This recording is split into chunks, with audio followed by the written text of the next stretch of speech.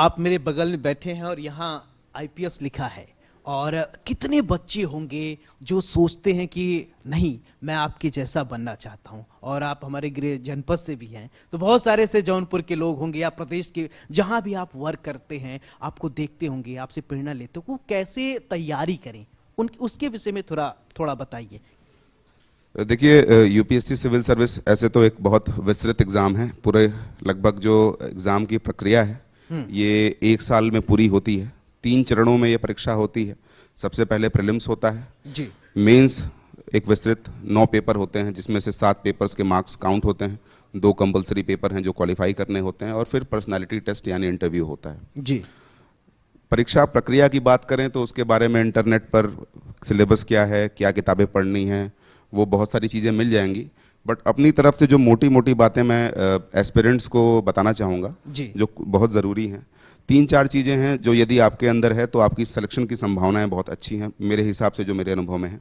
सबसे पहले तो क्योंकि ये एक बहुत मुश्किल एग्ज़ाम है और कंपटीशन का स्तर बहुत ज़्यादा है, तो आपके अंदर अपने आप को लेके एक अपने ऊपर भरोसा, और मैं कहूँगा कि केवल भरोसा नहीं, अपने ऊपर पागलपन की हद तक भरोसा होना चाहिए कि आप अपने आप को बैक करते रहें, तभी आप इस एग्ज़ाम में सर्वाइव कर पाएंगे। दूसरा, आपको सिलेबस और एग्ज़ाम की समझ, सूझबूझ आपके पास होना चाहिए, धैर्य होना चाहिए और एक अच्छी रणनीति होनी चाहिए कि इस एग्ज़ाम को हमें कैसे अप्रोच करना है। क्योंकि सिलेबस इतना बड़ा है कि पढ़ते पढ़ते कई बार साल निकल जाते हैं और आपको ये महसूस भी नहीं होता है कि हमारी तैयारी पूरी है। तो इन सारी 3-4 चीज़ों को अगर हम साथ रखें और डेडिकेटेड होकर मेहनत करते रहें तो हमारी अच्छी संभावना है इस एग्ज़ाम को क्लियर करने की। देखा होगा इलाहाबाद में बहुत सारे आपके ऐसे सहयोगी रहे होंगे या ऐसे कलीग्स रहे होंगे जिनके साथ आपने पढ़ाई किया है। कलीग्स नहीं कह सकते, जो आपके साथ सहपाठी रहे हैं। ऐसे सहपाठी रहे होंगे जो तैयारी करते रह गए लेकिन वो उनका हो नहीं पाया सिलेक्शन। तो कमी कहाँ रहती है जो सेलेक्ट नहीं हो पाते लोग? देखिए, अब ये कहना बड़ा मुश्किल है क्योंकि मुझे लगता है सीरियस एस्पिरेंट्स बहुत ज़्यादा हैं जी। और सीटें इस एग्ज़ाम में लगभग 1000 से भी कम हैं। तो सिलेक्शंस तो जो हैं वो 600, 700, 800 ही होने हैं। हाँ। और रिजेक्शन बाकी लोगों का तो होना ही है। हाँ। कई बार आपका एग्ज़ाम के दिन का परफॉर्मेंस अच्छा नहीं होता है, तैयारी अच्छी है लेकिन उस दिन आप उतना अच्छा नहीं कर पाते हैं। कई बार आप नर्वस हो जाते हैं।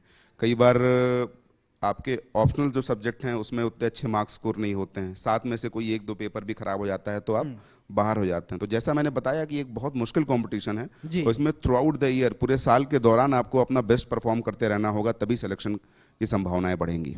सूरज जी, एक सवाल ये, क्योंकि आप बहुत ज़्यादा सफल हैं और पढ़ते सब हैं लेकिन पढ़ें कैसे, ये सबसे बड़ा सवाल हो जाता है। क्योंकि आपने जैसा बताया कि बहुत लेंदी सिलेबस होता है, पढ़ नहीं पाते हैं।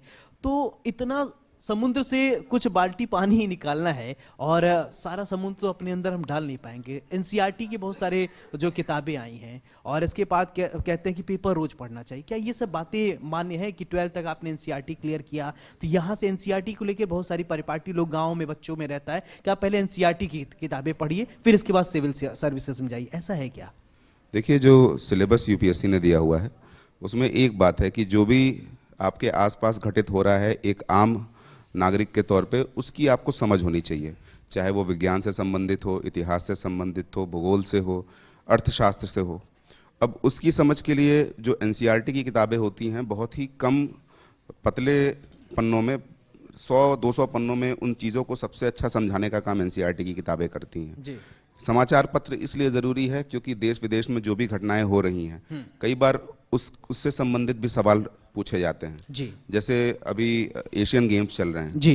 तो यूपीएससी इससे डायरेक्ट सवाल ना पूछ के इस पे एक थिंकिंग वाला सवाल पूछ के आपकी सोचने और समझने की क्षमता को टेस्ट करता है। बिल्कुल।